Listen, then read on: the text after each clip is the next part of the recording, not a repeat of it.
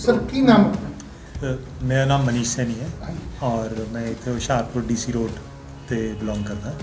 ਤਾਂ 2018 ਦੇ ਵਿੱਚ ਅਸੀਂ ਸਾਈਕਲਿੰਗ ਸ਼ੁਰੂ ਕੀਤੀ ਸੀ। ਤਾਂ ਇਹ ਪਹਿਲੀ ਵਾਰੀ ਇਵੈਂਟ ਹੋ ਰਿਹਾ ਸੀ ਰੇਨ ਦੇ ਨਾਂ ਤੋਂ ਰੇਸ ਅਕ੍ਰੋਸ ਇੰਡੀਆ। ਇਹ 3651 ਕਿਲੋਮੀਟਰ ਦਾ ਇਵੈਂਟ ਸੀ ਕਸ਼ਮੀਰ ਤੋਂ ਸ਼ੁਰੂ ਹੋ ਕੇ ਕੰਨਿਆਕੁਮਾਰੀ ਤੱਕ। ਐਂਡ ਇਹਨੂੰ 12 ਘੰਟੇ ਦੇ ਅੰਦਰ ਐਜ਼ ਅ ਸਾਈਕਲਿਸਟ ਅਸੀਂ ਕੰਪਲੀਟ ਕਰਨਾ ਸੀਗਾ। ਤਾਂ ਮੈਂ ਜਿਹੜਾ ਹੈ 12 दिन ਦੇ ਵਿੱਚ ਕੰਪਲੀਟ ਕਰਨਾ ਸੀ। ਤਾਂ ਅਸੀਂ ਇਹਨੂੰ 11 दिन 16 ਘੰਟੇ ਔਰ 47 ਮਿੰਟ ਦੇ ਅੰਦਰ ਇਹਨੂੰ ਸਕਸੈਸਫੁਲੀ ਕੰਪਲੀਟ ਕੀਤਾ ਇਸ ਰੇਸ ਨੂੰ। ਇਹ ਇਵੈਂਟ ਕਦੋਂ ਸ਼ੁਰੂ ਹੋਇਆ ਤੇ ਕਦੋਂ ਖਤਮ ਹੋਣਾ ਸੀਗਾ? ਸਰ ਇਹ 1 ਮਾਰਚ ਨੂੰ ਸਵੇਰੇ 8 ਵਜੇ ਸ਼ੁਰੂ ਹੋਇਆ ਸੀ ਔਰ 13 ਮਾਰਚ ਸਵੇਰੇ 8 ਵਜੇ ਇਹਨੇ ਕੰਪਲੀਟ ਹੋਣਾ ਸੀ। ਤਾਂ ਅਸੀਂ 13 ਮਾਰਚ ਦੀ ਸਵੇਰੇ ਅਰਾਊਂਡ 4 ਵਜੇ ਦੇ ਆਸ-ਪਾਸ 4 ਵਜੇ ਤੋਂ ਪਹਿਲਾਂ ਅਸੀਂ ਪਹੁੰਚ ਗਏ ਸੀ। ਇਹ ਇਵੈਂਟ ਬਾਰੇ ਦੱਸੋ, ਕਿੰਨੇ ਟੀਮ ਮੈਂਬਰ ਸੀਗੇ, ਕਿੰਨੇ ਤੇ ਪਾਰਟਿਸਿਪੇਟ ਸੀਗੇ ਤੇ ਕਿੱਥੋਂ ਸ਼ੁਰੂ ਹੋਇਆ ਸੀਗਾ? ਸਰ ਇਹ 26 ਪਾਰਟਿਸਪੈਂਟ ਸੀਗੇ ਇਹ ਪੂਰੇ ਇਵੈਂਟ ਦੇ ਵਿੱਚ। ਅਕ੍ਰੋਸ ਇੰਡੀਆ ਇਹ ਪਾਰਟਿਸਪੈਂਟਸ ਆਏ ਸੀ, ਮਹਾਰਾਸ਼ਟਰ, ਗੁਜਰਾਤ, ਅਲੱਗ-ਅਲੱਗ ਜਗ੍ਹਾ ਤੋਂ। ਤਾਂ ਇਹ ਬਖਸ਼ੀ ਸਟੇਡੀਅਮ ਸ਼੍ਰੀਨਗਰ ਤੋਂ ਇਹ ਇਵੈਂਟ ਸਟਾਰਟ ਹੋਇਆ ਔਰ ਸ਼੍ਰੀਨਗਰ ਤੋਂ ਸ਼ੁਰੂ ਹੋ ਕੇ ਇਹ 12 ਸਟੇਟਸ ਤੋਂ ਇਹ ਜਾਂਦਾ ਹੋਇਆ। ਜਿਹੜਾ NH44 ਹੈ ਸਾਰੇ 23 ਦੇ 23 ਪਾਰਟਿਸਪੈਂਟਸ ਨੇ ਸੇਮ ਰੂਟ ਫੋਲੋ ਕੀਤਾ ਔਰ ਸੋਲੋ ਕੈਟੇਗਰੀ ਦੇ ਵਿੱਚ ਕੋਈ 12 ਪਾਰਟਿਸਪੈਂਟ ਸੀਗੇ ਜਿਹਦੇ ਵਿੱਚੋਂ 9 ਪਾਰਟਿਸਪੈਂਟਸ ਇਨਕਲੂਡਿੰਗ ਮੀ ਜਿਨ੍ਹਾਂ ਨੇ ਇਹਨੂੰ ਕੰਪਲੀਟ ਕੀਤਾ ਹੈ। ਆਪਣਾ ਕਿੰਨਾ ਨੰਬਰ ਆਇਆ? ਸਰ ਮੈਂ 5th ਪਾਰਟਿਸਪੈਂਟ ਸੀਗਾ ਜਿਹਨੇ ਕੰਪਲੀਟ ਕੀਤੀ ਹੈ। ਤਾਂ ਮੇਰੇ ਤੋਂ ਬਾਅਦ ਵੀ 4 ਲੋਕੀ ਹੈ ਜਿਨ੍ਹਾਂ ਨੇ ਕੰਪਲੀਟ ਕੀਤੀ। ਤਾਂ 9 ਪਾਰਟਿਸਪੈਂਟਸ ਆਊਟ ਆਫ 12 9 ਪਾਰਟਿਸਪੈਂਟਸ ਨੇ ਇਹਨੂੰ ਕੰਪਲੀਟ ਕੀਤਾ। ਤੇ ਪੰਜਾਬ ਦੇ ਕਿੰਨੇ ਬੰਦੇ ਸੀਗੇ? ਸਰ ਪੰਜਾਬ ਦੇ 3 ਸੀਗੇ। ਮੈਂ ਸੀਗਾ ਮਨੀਸ਼ ਸੈਣੀ, ਸੁਮੇਰ ਬੰਸਲ ਮੋਹਾਲੀ ਤੋਂ ਔਰ ਸਾਹਿਲ ਸਚਦੇਵਾ ਬਠਿੰਡਾ ਤੋਂ। ਸਫ਼ਰ ਕਿੱਦਾਂ ਦਾ ਰਿਹਾ? ਸਰ ਬਹੁਤ ਇੰਟਰਸਟਿੰਗ ਰਿਹਾ। ਬਹੁਤ ਚੀਜ਼ਾਂ ਜਿਹੜੀਆਂ ਸਾਨੂੰ ਲੱਗਦਾ ਸੀ ਕਿ ਸਾਡੀ ਬਾਡੀ ਬਰਦਾਸ਼ਤ ਨਹੀਂ ਕਰ ਸਕਦੀ, ਉਹ ਸਾਨੂੰ ਰਿਅਲਾਈਜ਼ ਹੋਇਆ ਕਿ ਨਾ ਇਹ ਪੂਰਾ ਮਾਈਂਡ ਦਾ ਗੇਮ ਹੈ। ਅਸੀਂ ਸ਼ਾਇਦ 1 ਜਾਂ 2 ਦਿਨ ਹੋਟਲਸ 'ਚ ਰੁਕੇ ਸੀਗੇ। ਉਸ ਤੋਂ ਬਾਅਦ ਅਸੀਂ ਸੜਕਾਂ 'ਤੇ ਸੋਏ ਹਾਂ, ਪੈਟਰੋਲ ਪੰਪਸ 'ਤੇ ਸੋਏ ਹਾਂ, ਅਸੀਂ ਢਾਬਿਆਂ 'ਤੇ ਸੋਏ ਹਾਂ। ਤਾਂ ਕਿਤੇ ਅਸੀਂ ਰੁਕੇ ਨਹੀਂ। ਆਈ ਥਿੰਕ ਇਸ ਪੂਰੀ ਜਰਨੀ ਨੂੰ ਅਸੀਂ ਬਹੁਤ ਜ਼ਿਆਦਾ ਇੰਜੋਏ ਕੀਤਾ। ਬੱਚੇ ਵੀ ਨਾਲ ਸੀਗੇ, ਵਾਈਫ ਵੀ ਨਾਲ ਸੀਗੇ। ਤਾਂ ਸਾਰਾ 11 ਦੇ 11 ਦਿਨ ਅਸੀਂ ਸੜਕ 'ਤੇ ਹੀ ਰਹੇ। ਜਿੱਦਾਂ ਰੇਸ ਸ਼ੁਰੂ ਹੋਈ ਸੀ, ਇਹ ਲਗਾਤਾਰ ਕੰਟੀਨਿਊ ਰੇਸ ਸੀ। ਉਹ 'ਚ ਕਿੰਨੀ ਦੇਰ ਤੁਸੀਂ ਸਾਈਕਲ ਚਲਾਉਂਦੇ ਸੀ, ਕਿੰਨੀ ਦੇਰ ਰੈਸਟ ਕਰਦੇ ਸੀ, ਕਿਸ ਤਰ੍ਹਾਂ ਰਿਹਾ ਸਫ਼ਰ? ਸਰ ਪਹਿਲੇ 3 ਦਿਨ ਤਾਂ ਕਿਉਂਕਿ ਪਹਿਲੀ ਵਾਰੀ ਰੇਸ ਹੋਈ ਸੀ ਤਾਂ ਇੰਨਾ ਅੰਦਾਜ਼ਾ ਨਹੀਂ ਸੀਗਾ। ਪਹਿਲੇ 3 ਦਿਨ ਤਾਂ ਅਸੀਂ 12 ਘੰਟੇ ਸਾਈਕਲ ਚਲਾਈ ਹੈ ਔਰ 6 ਤੋਂ 8 ਘੰਟੇ ਅਸੀਂ ਕੰਟੀਨਿਊਸ ਰੈਸਟ ਕੀਤਾ ਔਰ ਵਿੱਚ ਰੁਕ ਕੇ ਸਾਈਕਲ ਚਲਾਈ ਹੈ। ਲੇਕਿਨ 3 ਦਿਨ ਬਾਅਦ ਰਿਅਲਾਈਜ਼ ਹੋਇਆ ਕਿ ਜੇ ਅਸੀਂ ਇੱਦਾਂ ਚਲਾਵਾਂਗੇ ਤਾਂ ਹੋ ਸਕਦਾ ਅਸੀਂ ਟਾਈਮ ਸਿਰ ਨਾ ਪਹੁੰਚੀਏ। ਤਾਂ 3 ਦਿਨ ਤੋਂ ਬਾਅਦ ਅਸੀਂ ਸਟ੍ਰੈਟਜੀ ਚੇਂਜ ਕੀਤੀ। ਦਿੱਲੀ ਪਹੁੰਚ ਗਏ ਸੀ ਉਦੋਂ। ਦਿੱਲੀ ਤੋਂ ਬਾਅਦ ਸਟ੍ਰੈਟਜੀ ਚੇਂਜ ਕੀਤੀ। ਅਸੀਂ ਫਿਰ ਕੰਟੀਨਿਊਸਲੀ ਸਾਈਕਲ ਚਲਾਉਂਦੇ ਸੀ ਜਿੰਨੀ ਤੇ ਨੀਂਦ ਨਹੀਂ ਆਉਂਦੀ ਸੀ। ਜਦੋਂ ਨੀਂਦ ਆਵੇ ਉਦੋਂ 10-15 ਮਿੰਟ ਦੀ ਪਾਵਰ ਨੈਪ ਲੈ ਕੇ ਫਿਰ ਅਸੀਂ ਚੱਲ ਪੈਂਦੇ ਸੀ। ਤਾਂ ਖਾਣਾ ਜਿਹੜਾ ਹੈ ਅਸੀਂ ਦਿਨ 'ਚ 2 ਵਾਰੀ ਰੁਕ ਕੇ ਖਾਂਦੇ ਹੁੰਦੇ ਸੀਗੇ। ਕਿਸੇ ਵੀ ਢਾਬੇ 'ਤੇ, ਅੱਛੇ ਢਾਬੇ 'ਤੇ ਰੁਕ ਕੇ 2 ਵਾਰੀ ਖਾਣਾ ਔਰ ਕੋਸ਼ਿਸ਼ ਕਰਨਾ ਕਿ ਜਦੋਂ 2 ਵਾਰੀ ਰੁਕਣਾ ਉਦੋਂ ਹੀ 1 ਘੰਟੇ ਦੀ ਅਸੀਂ ਸਲੀਪ ਲੈ ਲਈਏ, 1 ਘੰਟੇ ਦੀ ਜਾਂ 2 ਘੰਟੇ ਦੀ ਸਲੀਪ ਲੈ ਲਈਏ। ਬਟ ਕੰਟੀਨਿਊਸ ਉਸ ਤੋਂ ਬਾਅਦ ਸਾਈਕਲ ਚੱਲੀ ਹੈ ਅਪ ਟੂ ਕੰਨਿਆਕੁਮਾਰੀ। ਵੱਧ ਤੋਂ ਵੱਧ ਤੁਸੀਂ ਕਿੰਨੀ ਦੇਰ ਤੇ ਘੱਟ ਤੋਂ ਘੱਟ ਕਿੰਨੀ ਦੇਰ ਸਾਈਕਲਿੰਗ ਕੀਤੀ ਹੈ? ਜਿੱਦਾਂ 24 ਘੰਟੇ ਤੋਂ 20 ਘੰਟੇ ਤੋਂ ਬਾਅਦ ਜਾਂ 22 ਘੰਟੇ ਕਿੰਨੀ ਦੇਰ? ਸਰ ਵੱਧ ਤੋਂ ਵੱਧ ਮੈਂ ਸਾਈਕਲਿੰਗ ਕੀਤੀ ਸੀਗੀ ਅਰਾਊਂਡ 22 ਆਵਰਸ 24 ਆਵਰਸ ਦੇ ਵਿੱਚੋਂ, ਜਿਸ 'ਚੋਂ ਮੈਂ 1 ਬ੍ਰੇਕ ਲਈ ਸੀਗੀ। ਔਰ ਮਿਨੀਮਮ ਜਿਹੜੀ ਮੇਰੀ ਸਾਈਕਲਿੰਗ ਹੋਈ ਆ ਉਹ ਆਈ ਥਿੰਕ ਫਸਟ ਡੇ ਹੀ ਹੋਈ ਹੈ ਜਦੋਂ ਮੈਂ ਸਿਰਫ 11.5 ਘੰਟੇ ਸਾਈਕਲ ਚਲਾਈ ਸੀ। ਹੁਣ ਜਿੱਦਾਂ ਇਹ ਤੁਸੀਂ ਟਾਸਕ ਕੰਪਲੀਟ ਕਰ ਲਿਆ, ਹੁਣ ਅਗਲਾ ਟਾਸਕ ਕਿਹੜਾ ਤੁਹਾਨੂੰ ਹੈਗਾ ਇਹ ਜਿਹੜਾ? ਸਰ ਇਹ ਵਾਲੀ ਜਿਹੜੀ ਰੇਸ ਹੈ ਇਹ ਕੁਆਲੀਫਾਈਂਗ ਰੇਸ ਹੈ ਫॉर ਰੇਸ ਅਕ੍ਰੋਸ ਅਮਰੀਕਾ ਔਰ ਇਕੁਅਲੀ ਟਫ ਹੈ ਕਿਉਂਕਿ ਉਹ 5000 ਕਿਲੋਮੀਟਰ ਦੀ ਰੇਸ ਹੈ। ਇਹ 3651 ਕਿਲੋਮੀਟਰ ਦੀ ਰੇਸ ਸੀ ਜਿਹਨੂੰ ਮੈਂ 12 ਦਿਨ 'ਚ ਕੰਪਲੀਟ ਕਰਨਾ ਸੀ। ਉਹ 5000 ਕਿਲੋਮੀਟਰ ਦੀ ਰੇਸ ਹੈ ਜਿਹਨੂੰ 12 ਦਿਨ 'ਚ ਕੰਪਲੀਟ ਕਰਨਾ। ਤਾਂ ਉਹ ਇੱਕ ਵੱਡਾ ਚੈਲੰਜ ਹੈ। ਤਾਂ ਉਹਦੇ ਲਈ ਤਿਆਰੀ ਹੁਣ ਅਗਲੇ 1 ਸਾਲ ਉਹਦੀ ਤਿਆਰੀ ਕਰਾਂਗੇ। ਜਿੱਦਾਂ ਹੁਣ ਇਹ ਰੇਸ ਹੋ ਗਿਆ ਜੀ, ਇਹਦਾ ਖਰਚਾ ਵਗੈਰਾ ਕੋਈ ਸਰਕਾਰ ਜਾਂ ਕੋਈ ਕਲੱਬ ਜਾਂ ਕੋਈ ਤੁਹਾਨੂੰ ਕਰਦਾ ਕਿ ਫੋਲੋ ਕਰਨਾ ਪੈਂਦਾ? ਸਰ ਇਹ ਸਾਰਾ ਖਰਚਾ ਜਿਹੜਾ ਕੋਲੋਂ ਕਰਨਾ ਪੈਂਦਾ। ਮੈਂ ਪਰਸਨਲੀ ਕਿਸੇ ਤੋਂ ਸਪੋਂਸਰਸ਼ਿਪ ਮੰਗੀ ਨਹੀਂ ਸੀ, ਨਾ ਲਈ ਸੀਗੀ। ਬਟ ਆਈ ਥਿੰਕ ਇਹ ਕੁਝ ਲੋਕਾਂ ਨੇ ਸਪੋਂਸਰਸ਼ਿਪ ਲਈ ਸੀ ਜਿਨ੍ਹਾਂ ਨੇ ਆਪਣੇ ਫਰੈਂਡ ਸਰਕਲ 'ਚੋਂ ਜਿਹੜਾ ਪੈਸਾ ਲਿਆ ਸੀ ਜਾਂ ਕਿਸੇ ਕੰਪਨੀ ਨੇ ਸਪੋਂਸਰਸ਼ਿਪ ਕੀਤਾ ਸੀ। ਮੈਂ ਕਿਸੇ ਨੂੰ ਅਪਰੋਚ ਨਹੀਂ ਕੀਤਾ ਤਾਂ ਮੈਂ ਕਹਿ ਨਹੀਂ ਸਕਦਾ ਕਿ ਸਪੋਂਸਰਸ਼ਿਪ ਮਿਲੇਗੀ ਕਿ ਨਹੀਂ ਮਿਲੇਗੀ। ਕਿੱਦਾਂ ਦਾ ਮਹਿਸੂਸ ਹੋ ਰਿਹਾ ਤੁਸੀਂ ਹੁਣ ਜਿੱਦਾਂ ਹੁਸ਼ਿਆਰਪੁਰ ਤੋਂ ਆਪ ਵਧੀਆ ਸਾਈਕਲਿੰਗ ਕਰਕੇ ਇੱਥੇ ਤੱਕ ਪਹੁੰਚੇ, ਮੁਕਾਮ 'ਤੇ ਪਹੁੰਚੇ, ਕਿੱਦਾਂ ਸਫ਼ਰ ਸ਼ੁਰੂ ਹੋਇਆ ਸੀ ਤੁਹਾਡਾ?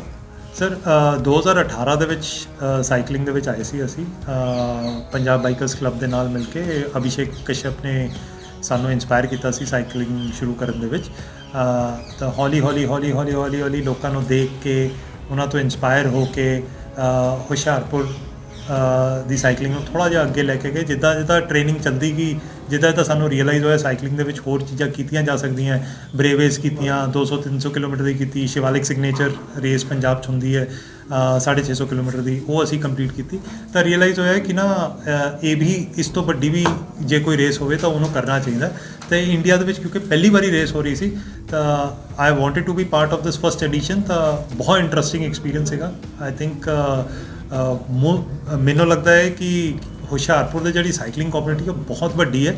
ਤਾਂ ਇਹ ਅਚੀਵਮੈਂਟ ਤੋਂ ਬਾਅਦ ਆਈ ਐਮ ਸ਼ੋਰ ਕਿ ਅਗਲੇ ਸਾਲ ਅਸੀਂ ਇਸ ਰੇਸ ਦੇ ਵਿੱਚ ਕਮ ਸੇ ਕਮ 10 ਪਾਰਟਿਸਪੈਂਟਸ ਇੱਥੋਂ ਭੇਜਾਂਗੇ ਹੁਸ਼ਿਆਰਪੁਰ 'ਚ। ਥੈਂਕ ਯੂ ਜੀ ਜੀ।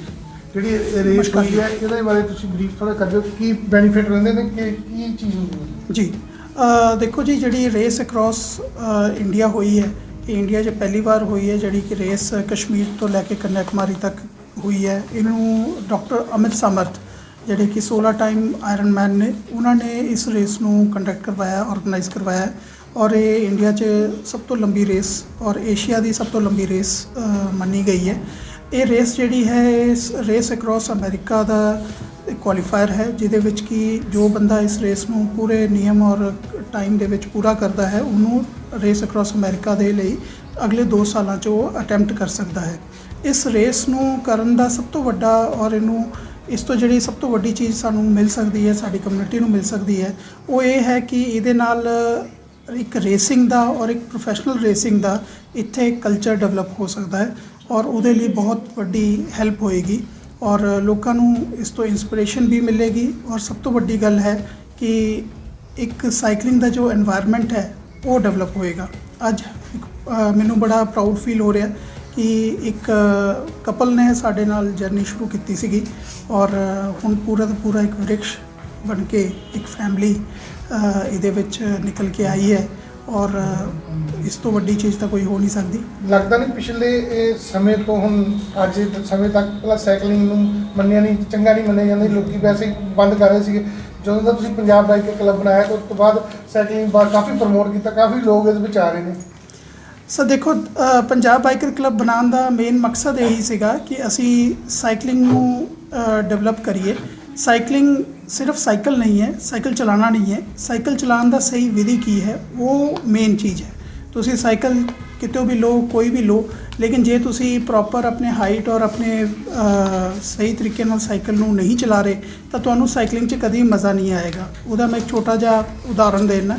ਜਦੋਂ ਬੱਚਾ ਬਹੁਤ ਛੋਟਾ ਹੁੰਦਾ ਨਾ, ਉਹ ਦਿਨ ਰਾਤ ਸਾਈਕਲ ਚਲਾਉਣਾ ਚਾਹੁੰਦਾ ਹੈ, ਲੇਕਿਨ ਜਿੱਦਾਂ ਜਿੱਦਾਂ ਵੱਡਾ ਹੁੰਦਾ ਜਾਂਦਾ ਉਹਨੂੰ ਸਾਈਕਲ ਤੋਂ ਉਚਾਟ ਹੁੰਦਾ ਜਾਂਦਾ ਹੈ। ਉਹਦਾ ਕਾਰਨ ਇਹੀ ਹੈ ਕਿਉਂਕਿ ਉਹਦੇ ਸਾਈਕਲ ਉਹਦੇ ਨਾਲ ਵੱਡਾ ਨਹੀਂ ਹੁੰਦਾ। ਦੂਜੀ ਗੱਲ ਇਹ ਹੈ ਕਿ ਜਦੋਂ ਅਸੀਂ ਇੱਥੇ ਸਾਈਕਲਿੰਗ ਨੂੰ ਪ੍ਰਮੋਟ ਕਰ ਰਹੇ ਹਾਂ ਤੇ ਸਾਈਕਲਿੰਗ ਦੇ ਲਈ ਇੱਕ এনवायरमेंट ਚਾਹੀਦਾ ਹੈ ਔਰ ਸਾਈਕਲਿੰਗ ਤੋਂ ਰੂਰਲ ਏਮਪਲੋਇਮੈਂਟ ਜਨਰੇਸ਼ਨ ਸਭ ਤੋਂ ਵੱਡੀ ਚੀਜ਼ ਹੈ। ਸਾਡੇ ਇੱਥੇ ਕੰਢੀ ਏਰੀਆ ਹੈ, ਜੰਗਲ ਹੈ, ਪਹਾੜ ਹੈ, ਇੱਥੇ ਬਹੁਤ ਅੱਛੇ ਸਾਈਕਲਿੰਗ ਟਰੈਕਸ ਬਣ ਸਕਦੇ ਆ। ਇੱਥੇ ਬਹੁਤ ਜ਼ਬਰਦਸਤ ਤਰੀਕੇ ਨਾਲ ਸਾਈਕਲਿੰਗ ਤੋਂ ਏਮਪਲੋਇਮੈਂਟ ਜਨਰੇਟ ਹੋ ਸਕਦਾ ਹੈ। ਪਿੰਡਾਂ ਦੇ ਵਿੱਚ ਹੋਮ ਸਟੇਜ਼ ਔਰ ਸਾਈਕਲ ਟਰੈਕ ਬਣ ਸਕਦੇ, ਜਿਸ ਤੋਂ ਕਿ ਸਾਈਕਲ ਦੀ ਮਨਰੇਗਾ ਦੇ ਫੰਡਸ ਤੋਂ ਹੀ ਸਾਈਕਲਿੰਗ ਟਰੈਕਸ ਪਿੰਡਾਂ ਜੰਗਲ ਦੇ ਵਿੱਚ ਬਣ ਸਕਦੇ ਆ, ਜੰਗਲਾਤ ਮਹਿਕਮੇ ਦੀ ਪੂਰੇ ਸਹਿਯੋਗ ਦੇ ਨਾਲ। ਪਰ ਦੇਖਿਆ ਜਾਵੇ ਕਿਤੇ ਨਾ ਕਿਤੇ ਸਰਕਾਰ ਅਣਦੇਖਿਆ ਕਰ ਰਹੀ ਹੈ ਇਸ ਚੀਜ਼ ਨੂੰ। ਉਹਨਾਂ ਨੂੰ ਵੀ ਚਾਹੀਦਾ ਕਿ ਸਰਕਾਰ ਨੂੰ ਪ੍ਰਮੋਟ ਕਰਨ ਲਈ ਕੋਈ ਨਾ ਕੋਈ ਸਾਈਕਲਿੰਗ ਨੂੰ ਕੋਈ ਨਾ ਕੋਈ ਅੱਗੇ ਆਉਣਾ ਚਾਹੀਦਾ। ਸਰਕਾਰ ਅਣਦੇਖਾ ਨਹੀਂ ਕਰ ਰਹੀ ਹੈ, ਸਰਕਾਰ ਵੀ ਇਹਦੇ ਵੱਲ ਬਹੁਤ ਜ਼ਿਆਦਾ ਪ੍ਰਯਤਨ ਕਰ ਰਹੀ ਹੈ। ਔਰ ਸਭ ਤੋਂ ਵੱਡੀ ਜਿਹੜਾ ਪ੍ਰਯਤਨ ਸਾਨੂੰ ਚਾਹੀਦਾ ਹੈ, ਅਸੀਂ ਇਸ ਚੀਜ਼ ਨੂੰ ਕਰੀਏ ਕਿ ਹਰ ਬੰਦਾ ਛੋਟੇ ਸਟੈਪਸ ਲਏ ਸਾਈਕਲਿੰਗ ਦੇ ਵਿੱਚ। ਅਸੀਂ ਸਰਕਾਰ 'ਤੇ ਹਰ ਚੀਜ਼ ਨਹੀਂ ਛੱਡ ਸਕਦੇ। ਹੁਣ ਅਸੀਂ ਇੱਦਾਂ ਦੇ ਇੱਕ ਜ਼ਮਾਨੇ 'ਚ ਆ ਗਏ ਜਿੱਥੇ ਅਸੀਂ ਆਪਣੇ ਛੋਟੀ ਚੀਜ਼ਾਂ ਨੂੰ ਇੰਸਟਾ 'ਤੇ ਪਾਉਂਦੇ, ਲੇਕਿਨ ਅਸੀਂ ਉਸ ਤੋਂ ਸਿੱਖਦੇ ਕੁਝ ਨਹੀਂ ਹੈ। ਤਾਂ ਅਸੀਂ ਅਗਰ ਇੰਸਟਾ ਔਰ ਇਹ ਦੂਜੇ ਜਿਹੜੇ YouTube ਚੈਨਲਸ ਹੈਗੇ ਆ, ਇਹਨਾਂ ਤੋਂ ਸਿੱਖੀਏ ਕਿ ਕਿੱਦਾਂ ਸਾਈਕਲਿੰਗ ਇੰਟਰਨੈਸ਼ਨਲ ਅਰੀਨਾ 'ਚ ਹੋ ਰਹੀ ਹੈ, ਉੱਥੇ ਕਿੱਦਾਂ ਕਮਿਊਨਿਟੀ ਡਿਵੈਲਪ ਹੋ ਰਹੀ ਹੈ। ਸਾਈਕਲਿੰਗ ਦੀ ਜਿਹੜੀ ਇਹ ਪੂਰੀ ਦੀ ਪੂਰੀ ਨਵੀਂ ਪੀੜ੍ਹੀ ਨਿਕਲ ਕੇ ਆ ਰਹੀ ਹੈ, ਇਹ ਜ਼ਿਆਦਾ ਪੁਰਾਣਾ ਕੋਈ ਖੇਲ ਨਹੀਂ ਹੈ, ਇਹ ਸਿਰਫ 30-40 ਸਾਲ ਪੁਰਾਣਾ ਖੇਲ ਹੈ। ਔਰ ਇਸ ਦੇ ਵਿੱਚ ਬਹੁਤ ਸਾਰੇ ਮਤਲਬ ਕਿ ਮੈਂ ਚੈਲੰਜ ਕਰਕੇ ਕਹਿ ਸਕਦਾ ਕਿ ਵਿਦਿਨ 1 ਈਅਰ ਪੰਜਾਬ ਦੇ ਵਿੱਚ ਨੈਸ਼ਨਲ ਮੈਡਲ ਆ ਸਕਦਾ ਹੈ। I am challenging this thing ਕਿ ਪੰਜਾਬ 'ਚ ਨੈਸ਼ਨਲ ਮੈਡਲ ਆ ਸਕਦਾ ਹੈ ਅਗਰ ਸਾਈਕਲਿੰਗ ਨੂੰ ਸਹੀ ਤਰੀਕੇ ਨਾਲ ਕਰਵਾਇਆ ਜਾਏ।